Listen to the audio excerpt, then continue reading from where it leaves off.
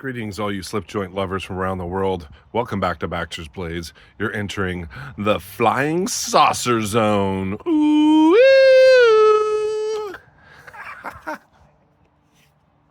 You're entering the Tiger Pit.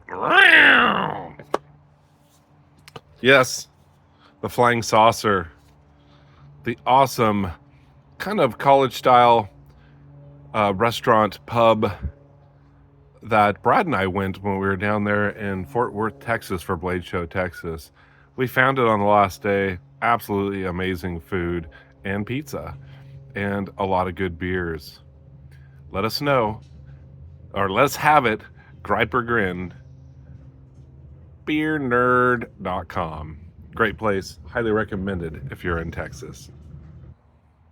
Woo! What have we here? Paddy's potato peelers. Look at them there, peeling that tater. Paddy's and Pals podcast. Yes, it finally came. I think they said it was going to be like March, but I'm on the other side of the pond here. This is Paddy's and Pals club knife. It is an Arthur Wright & Son, made by Ashley. It is rosewood, carbon steel, and it has green underliners under the rosewood. Kind of a, I should have this on micro focus. Kind of a forest green.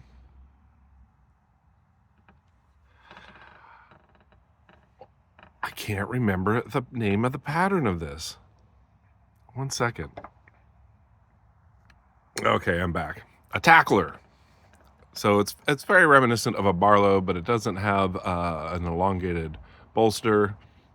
It does look like it has brass pins, brass liners with the green underliners here.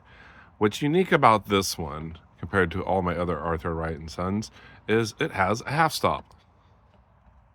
Very cool that it has a half stop. None of my Arthur Wrights have half stops. You just pull them open, and you can see stamped on the tang, Paddy's Potato Pals. Look at there. He got his own unique stamp on it.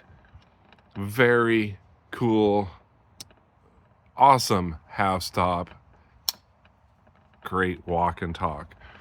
Blade centering is, I think, pretty much dead down the center. A little off to the pile side, but pretty centered compared to my other Arthur Wrights. Back spring looks really good. It almost looks like there's a small gap there, but holding it up to the light, I saw no light through it. Maybe a little gap there, but it's a workman's knife. They were like 30 pounds. I think I spent, so that came out to $40-something US, and then I had to pay shipping. So this came out to about $60-something. But to get the first run of Paddy's and Pals club knife, I thought was really cool. Now they're going to be making another one, and they're trying to decide on what to do. They were taking suggestions the other day on a live podcast. So I do have some rosewood Arthur Wright & Sons. I have, a lamb's foot. I have a hawkbills. I have the clip points, but this is the tackler. And so it's kind of in between a sheep's foot and a Warncliffe, how it curves down there.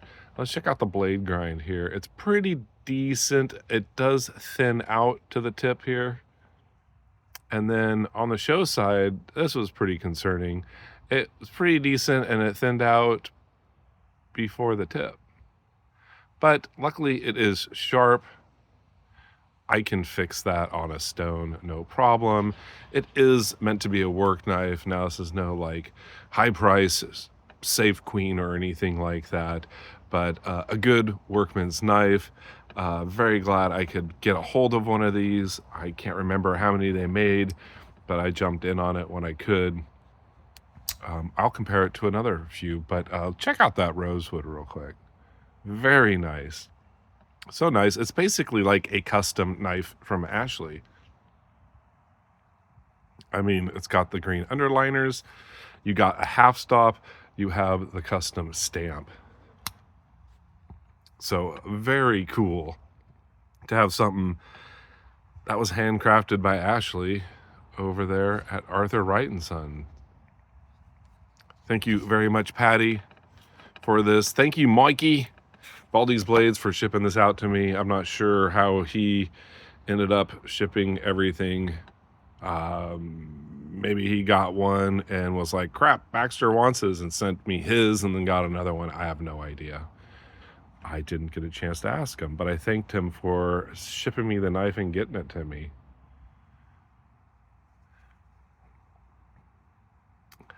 Looks like I may blow that out with air. A little factory dust in there. I haven't even really lubed it up or anything or flushed it. They can be a little gritty, but I gave it a little wipe down there. Definitely being carbon steel, keep your blades wiped off and oiled. Let me grab a few more. I'll be right back. Okay, I'm back. I brought a few others out here to compare it. This would be the large lamb's foot. So you can see no half stop. Arthur Wright and Son, Ltd, Sheffield, England there. Also rosewood. Kind of just see the difference there. This one seems to have a little bit more curve to the handle, whereas this is a little bit more straight. A nice swell toward the end here, so you can really get your hand on it. So yeah, the difference between the lamb's foot and the tackler blade. So very similar, but different. Also, how about my Moonraker exclusive Barlow? You can see the bolster is a little bit longer.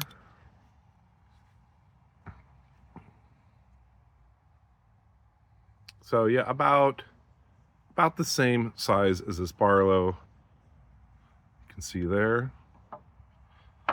And I did pick up one of their stag lamb's foots. I have a lot of these. That probably explains why I haven't picked up more of the Rosecraft lamb's foots. I do have their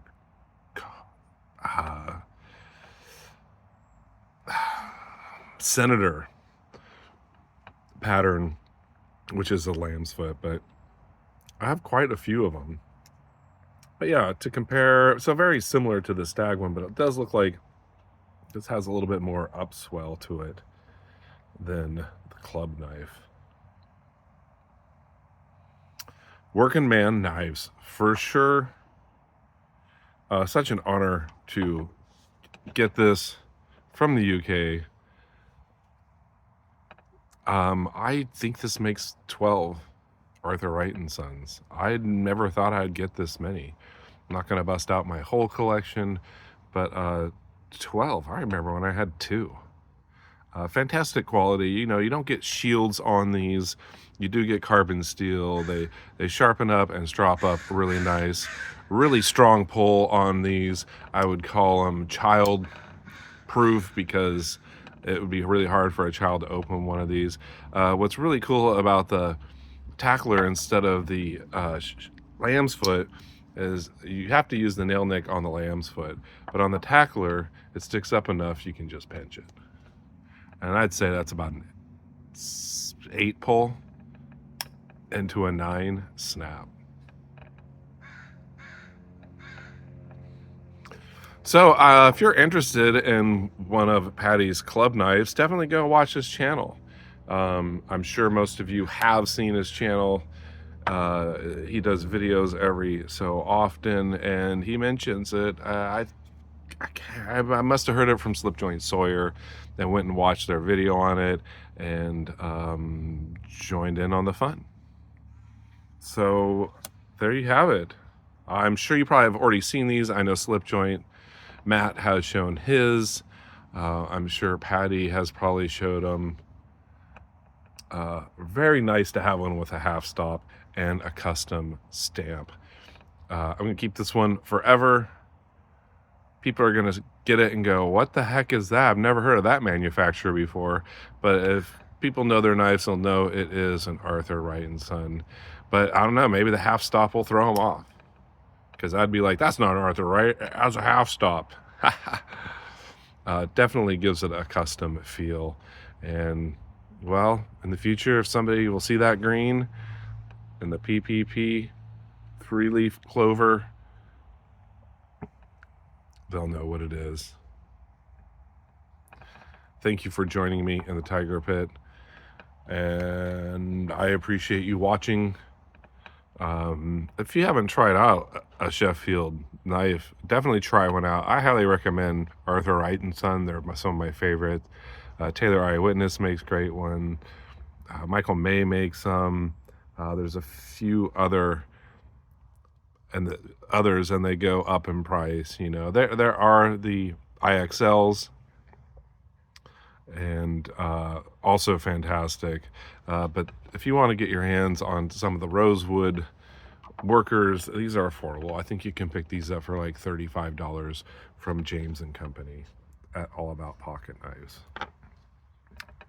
Just to get in, just remember, keep them oiled. You can see I have wax on them. I'm still getting some peppering on there.